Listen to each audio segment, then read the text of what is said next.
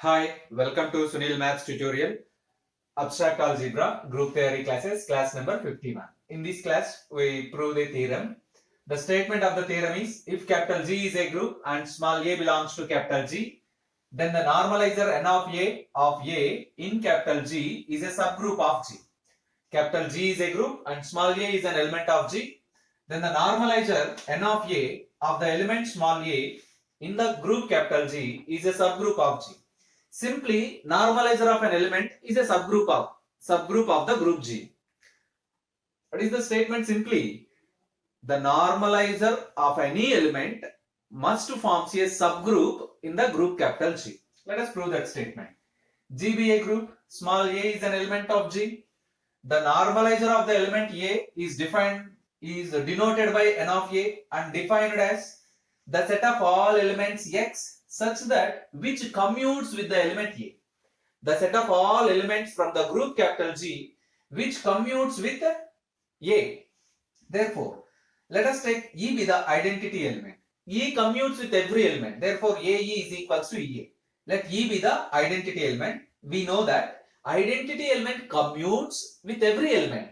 Therefore, AE is equals to EA, which satisfies this condition. Therefore, E belongs to N of A. What it means? N of A is not equals to pi. N of A is not equals to pi. Now our aim is to show that N of A is a subgroup of G. We have to prove that N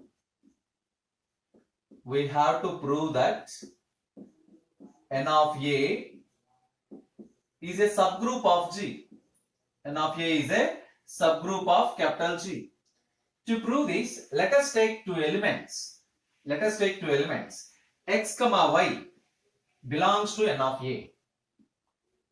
Let us take two elements x comma y belongs to N of A. Then by definition of N of A, xa is equals to ax. Equation number 1. Similarly, ya is equals to ay. Equation number 2. xa is equals to ax and ya is equals to ay. You have to prove that this product xy also belongs to N of y. Now consider xy into a. xy into a is equals to, by applying associative axiom, you get x into ya. This is by using associative axiom. Because associative axiom in capital G, all the elements, whether x, y or a, all are from the group capital G. They belongs to capital G. It means they satisfy the associative axiom. So right, equation 2. Observe that equation 2. Ya is equals to ay. So you can write ay. Apply same associative axiom to this term. You get xa into y. Using equation 1, xa can be written as ax. This xa can be written as ax into y. Apply the associative axiom again. You can write a into xy. Therefore, we prove that xy into a is equals to a into xy. By the definition of N of a, xy belongs to N of a. Hence, therefore, x comma y belongs to N of a implies as their product xy belongs to N of a, normalizer of the element. Let it be equation number 3. Let us continue our calculation. Right, next.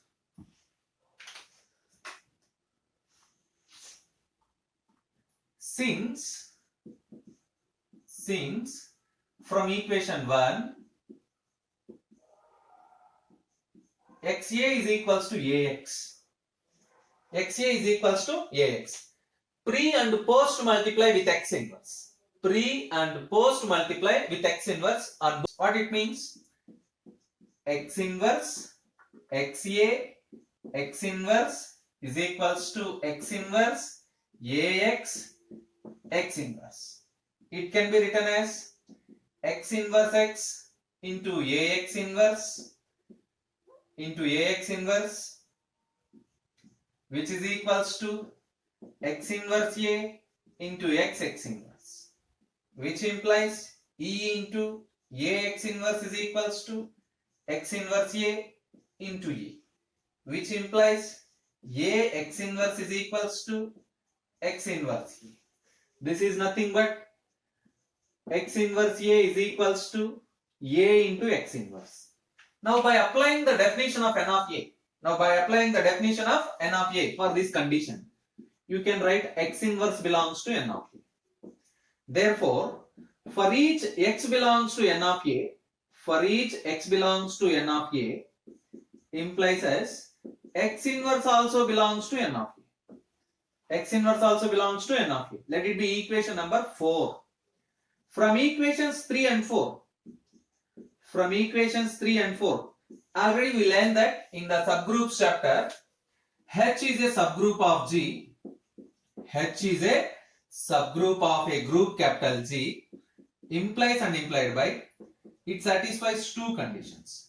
A comma B belongs to H implies AB belongs to H. A belongs to H implies A inverse belongs to H.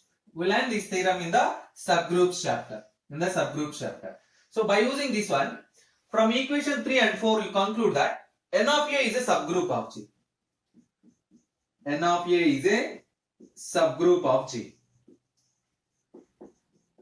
This shows us normalizer of any element must be a subgroup of a group G. Hence we conclude that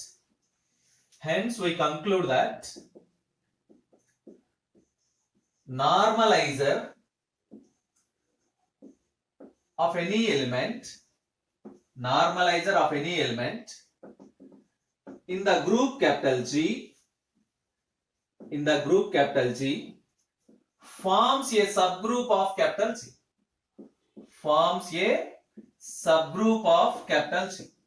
This completes the proof.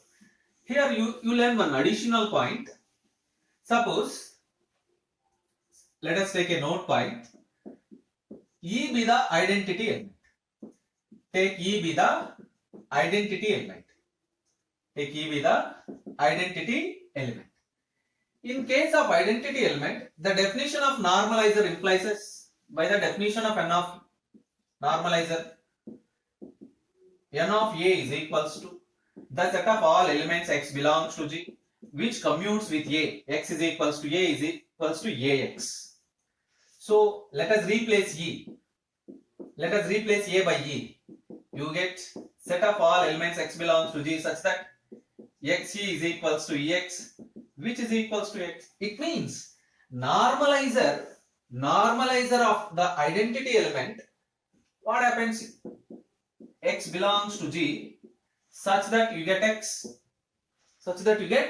Xe is equals to x, ex is also x. What it means? Identity element commutes with every element of the group. So it is equivalent to capital G. Therefore, in case of identity element, normalizer of the identity element is equals to the group G.